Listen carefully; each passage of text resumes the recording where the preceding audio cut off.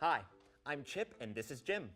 In our first two videos, we talked about diversification Or spreading your money among different types of investments. and asset classes like stocks, bonds, cash, property, and commodities. That's right. So, Chip, what have you got for us today? Oh, I know. Let's talk about mutual funds. You bet. Mutual funds are professionally managed investments that are funded by shareholders and generally have diversified holdings. They also aim to achieve a specific objective. Okay, let's try that again. Think of a mutual fund like a big pool of money that many people can invest in. It's managed by professionals who select the individual investments within it. That's exactly what I said. Do you have to distill and simplify everything I say? Well, apparently I do. So, what types of investments would be in a mutual fund? Well, it depends what type of fund it is. In a typical stock mutual fund, you would generally see collections of stocks or companies, but investors select funds based on their style. Oh, well, I would select a very stylish fund then. I'm just joking. What do you mean by style?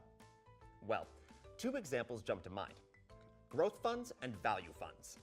Okay, let's tell us about growth funds first. I'd be happy to. Growth fund managers generally select stocks that have a much higher expectation for growth than the market and the economy. Because of their potential for growth, people are willing to pay more for them, but potentially take on more risk as well. I get it. So this is kind of like buying the newest version of a phone. You want the newest features, so you're willing to pay more for them because, well, you think it has the potential to be better than anything you've seen before, but it's kind of a risk because all the reviews haven't come out yet. Right. And using your analogy, I think I can explain how value mutual funds work too. Well, this should be good. Value fund managers try to look for investments that are undervalued because of various market conditions. Buying these at what they consider a discount will hopefully benefit patient investors in the future. Yeah, but what does that have to do with my phone example? You didn't let me finish. A value fund in phone terms would be like buying last year's model at a discount. You get a good phone that you know works well, but it's cheaper than it ever has been before. That's value. That's the first thing you've ever said that, I actually understood. Glad it worked for you.